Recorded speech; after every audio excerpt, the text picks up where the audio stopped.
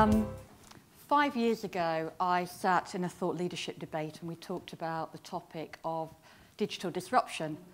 What would it change for customer engagement? And at the time, we decided that it would change a lot. It would be very diverse, it would be very dynamic, and it would be very, very disruptive. And it would probably create a new normal for the way in which brands and organisations interact with their customers.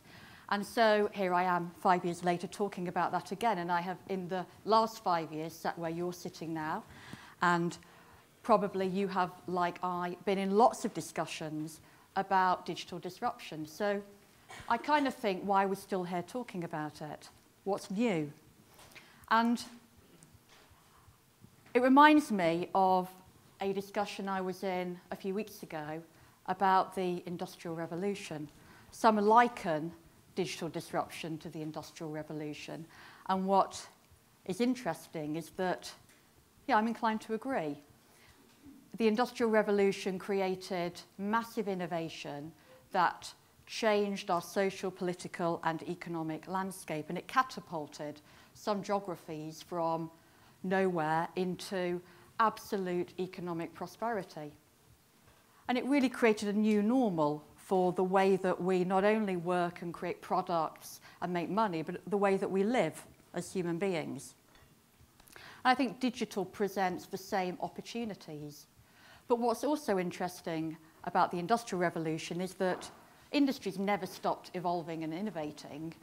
But when Arnold Toynbee coined the phrase Industrial Revolution in 1882, he had a very specific start and end point to the time that he described by this phrase, 1780 to about 1830.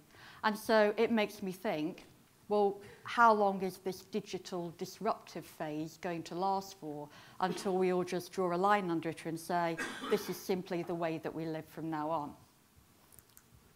And when I sat debating this topic 5 years ago, I was probably already out of date because, in fact, digital disruption really started with the introduction of the desktop web in the 90s. And that triggered the e-commerce and the dot-com boom. And of course, it fundamentally changed the way that we bought and sold products. We saw Amazon and eBay and Google become household brands. And then the second wave of digital has really been the rise of mobile. The last 8 to 10 years have seen the social boom, the app boom. We've seen new brands come into market. We've seen new lexicon. And this third wave that I feel we're on the cusp of at the moment is, for me, about humanizing digital. And it's about really exploiting everything that is available to us with this new connected world. So what is this third wave? Well, it's been described as the Internet of Things, wearables. Is it a robot? Is it going to be my friend who knows me and understands me? And I think it's probably a little bit of all of that. It's going to breathe life into the products, the services, and the objects around us. They are going to be able to learn and adapt to our needs. And we're going to see product development at a scale that we have never seen before. It's not just about launching something new every 6 months. It's about every hour, every minute. There's a new version of the product and the service that we're interacting with because of the data that it's gathering upon us. And I'm going to use the term to describe this phrase, or this third wave, as living services. Because it's almost as if they will become alive because of the data and the adaptation that they're going to be able to perform. Now, as we move into this third wave of digital, these living services, there are 3 factors that I think are important to consider. The first one is around cultural change.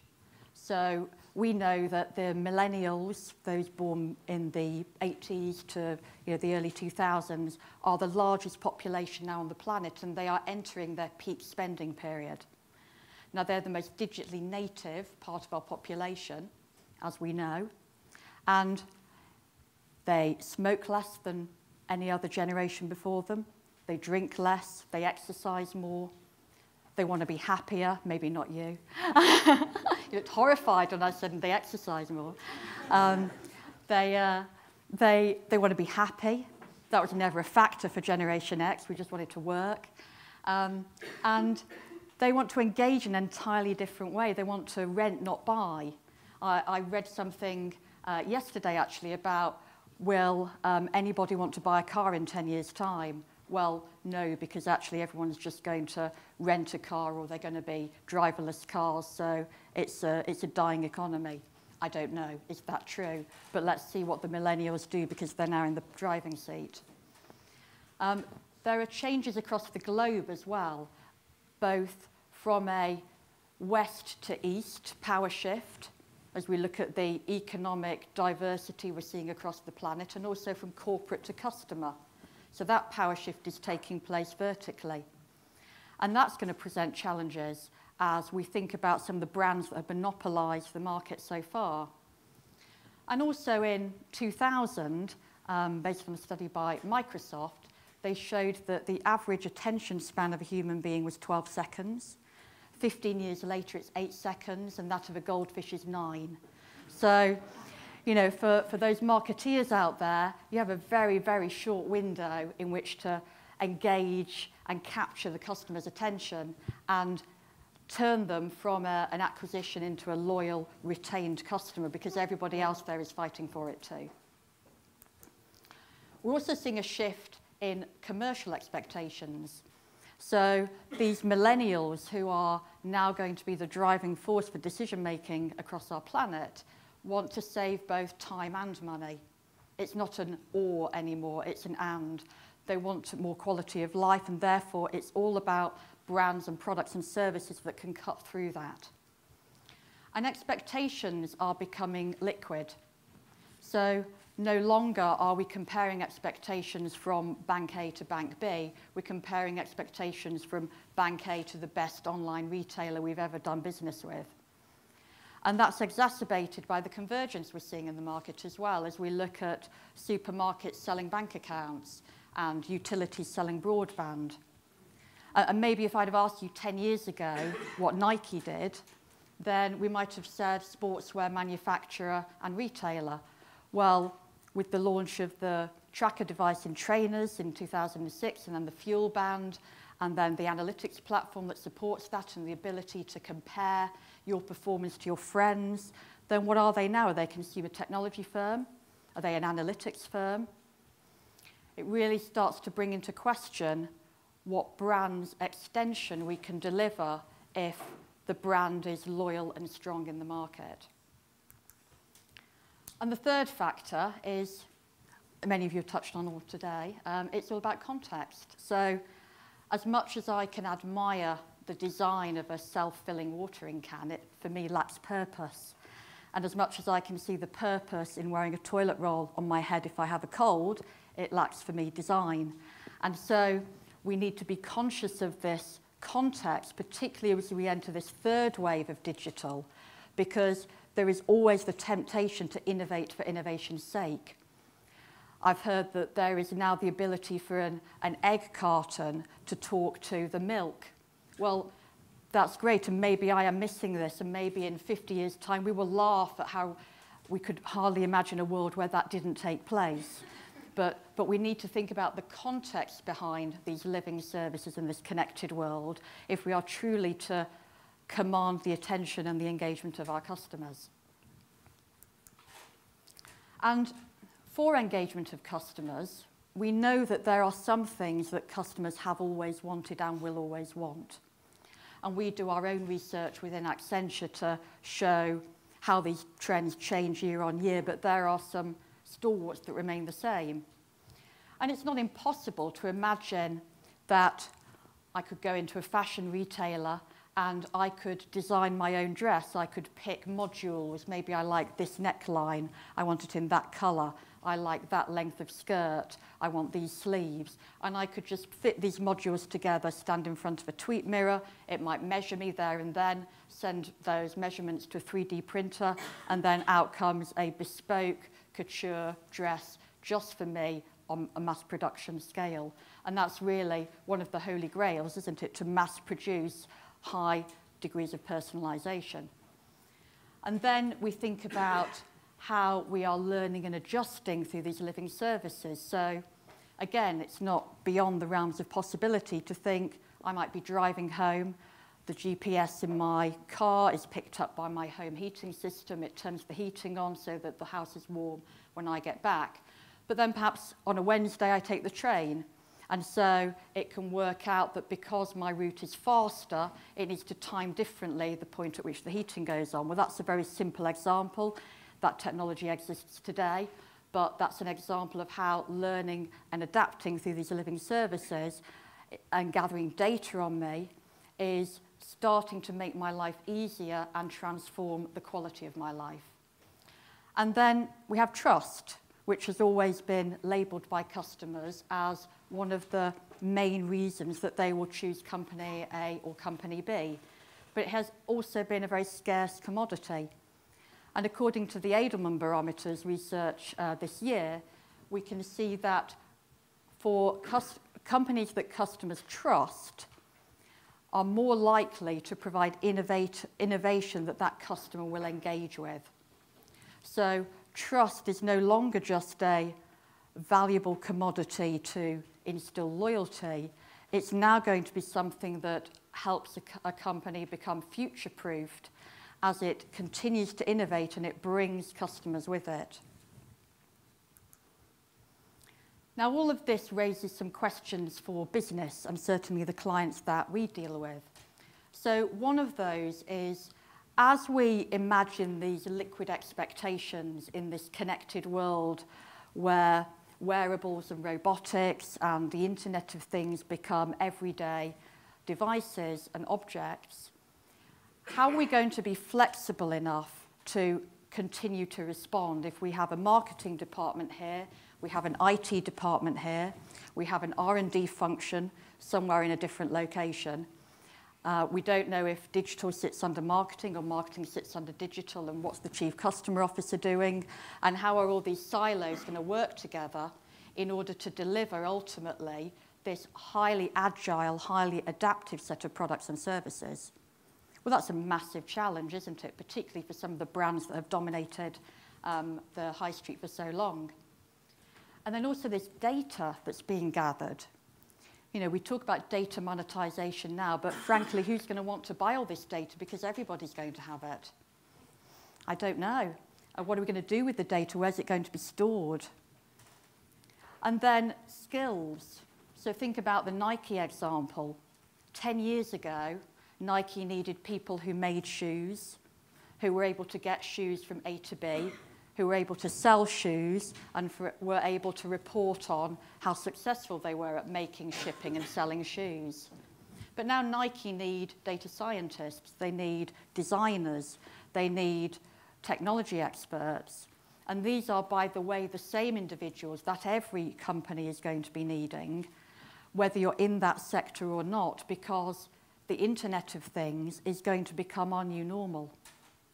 And these living services will become our new normal. So how do we adapt? Well, we have to truly embrace this continual design. And that will require organisations to be very bold and turn their organisational structures on their heads.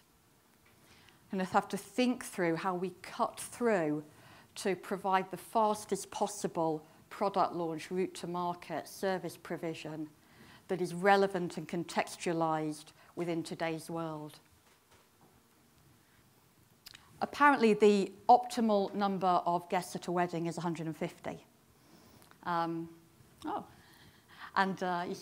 Intrigued by that. And that's based on the research by Robin Dunbar, who's an anthropologist, who looked at any given time, how many people can we know really well? And it's 150.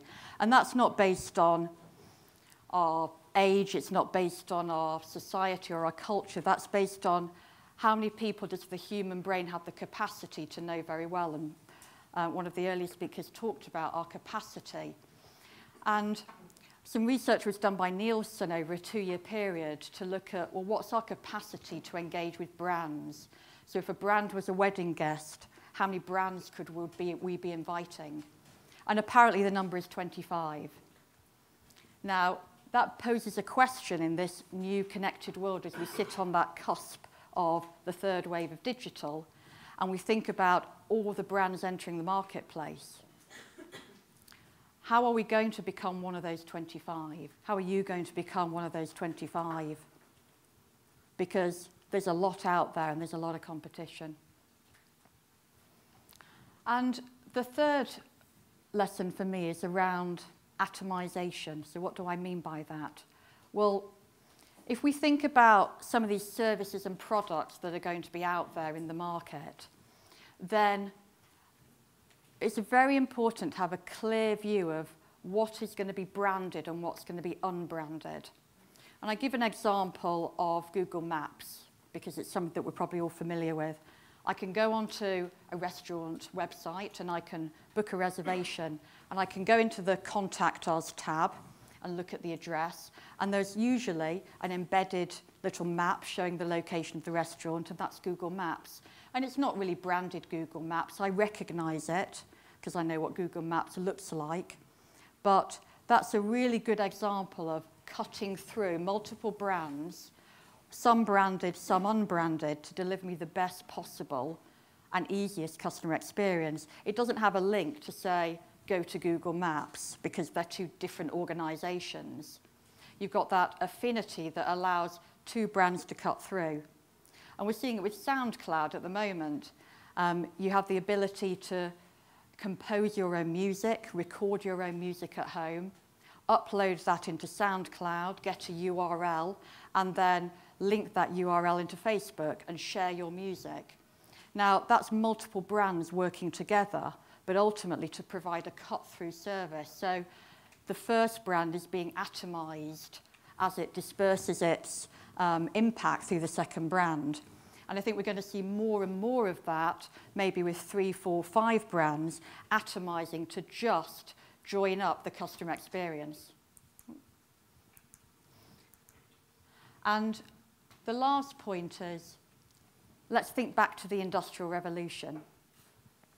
You know, there were people at the time that saw this huge innovation in industry as a really good reason to invest in steam engines. Wasn't that the purpose? Steam engines would be here to stay. Put all my money on steam engines and make a fortune. And what we realized, of course, is that steam engines were not the purpose of the Industrial Revolution. Steam engines were merely a very temporary product. And we have to look at this digital disruption in the same way. Digital is not an add-on. It's not at the side of your organization. It's not something in itself that we discuss in isolation of everything else. It is truly part of our new normal. And if we can look at digital through the eyes of the Industrial Revolution and see it as that transformative change to not only the way we work, the way we build products, the way we sell services, but to the way that we live, then I look forward to us being the pioneers of this new normal and starting to draw a line under the conversation digital disruption. Thank you.